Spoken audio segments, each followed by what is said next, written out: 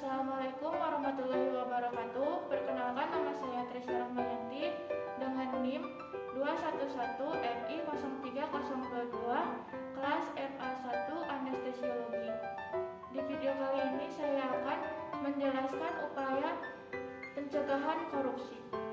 Korupsi adalah suatu tingkah laku yang menyimpang dari tugas-tugas resmi jabatan dalam negara, di mana untuk memperoleh keuntungan status atau uang yang menyangkut diri pribadi atau perorangan, keluarga dekat, kelompok sendiri, atau dengan melanggar aturan pelaksanaan yang menyangkut tingkah laku pribadi.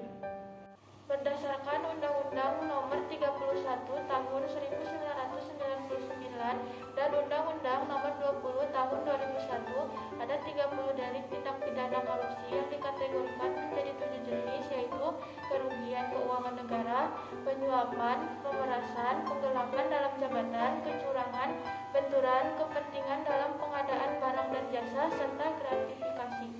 Selanjutnya, ada 3 strategi yang dapat dilakukan dalam pencegahan korupsi. Yang pertama yaitu strategi preventif, adalah usaha pencegahan korupsi yang diarahkan untuk meminimalisasi penyebab dan peluang seseorang melakukan tindak korupsi. Upaya preventif dapat dilakukan dengan memperkuat DPR dan memperkuat Mahkamah Agung dan jajaran peradilan di bawahnya. Kemudian membangun kode etik di sektor publik, kemudian ada membangun kode etik di sektor partai politik, organisasi profesi, dan asosiasi bisnis. Kemudian ada meneliti lebih jauh sebab-sebab pembuatan korupsi secara berkelanjutan. Selanjutnya ada penyempurnaan manajemen sumber daya manusia atau SDM dan meningkatkan kesejahteraan pegawai negeri. Kemudian ada mewajibkan pembuatan perencanaan strategis dan laporan akuntabilitas di kinerja bagi instansi pemerintah. Kemudian ada peningkatan kualitas penerapan sistem pengendalian manajemen, penyempurnaan manajemen barang kekayaan milik negara atau BKMN. Selanjutnya ada peningkatan kualitas pelayanan kepada masyarakat. Kemudian ada kampanye untuk menciptakan nilai atau value secara nasional. Strategi detektif adalah usaha yang diarahkan untuk mendeteksi terjadinya kasus-kasus korupsi dengan cepat, tepat, dan biaya murah, sehingga dapat segera ditindaklanjuti. Upaya detektif pencegahan korupsi yaitu memperbaiki sistem dan tindak lanjut atas pengaduan dari masyarakat.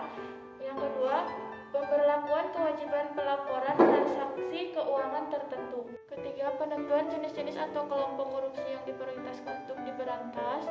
Keempat, pemberlakuan konsep pembuktian terbalik. Kelima, peneliti dan mengevaluasi proses penanganan perkara korupsi dalam sistem peradilan pidana secara terus-menerus. Keenam, pemberlakuan sistem pemantauan proses penanganan tindak korupsi secara terpadu. Ketujuh, publikasi kasus-kasus tindak pidana korupsi beserta analisisnya. Kedelapan, pengaturan kembali hubungan dan standar kerja antara tugas penyidik tindak pidana korupsi dengan penyidik umum, penyidik pegawai negara sipil atau PPNS, dan penuntutan umum. Yang terakhir yaitu strategi represif, adalah usaha yang diarahkan agar setiap perbuatan korupsi yang telah diidentifikasi dapat diproses dengan cepat, tepat, dan dengan biaya murah, sehingga para pelakunya dapat segera diberikan sanksi sesuai peraturan perundang-undangan yang berlaku. Upaya represif pencegahan korupsi yaitu penguatan kapasitas badan atau komisi anti korupsi, kemudian penyelidikan, penuntutan, peradilan, dan penghukuman koruptor besar dan dengan efek jera. Kemudian pelaporan kekayaan pribadi pemegang jabatan dan fungsi publik. Kemudian ada partisipasi Indonesia pada gerakan anti korupsi dan anti pencucian uang di kancah internasional.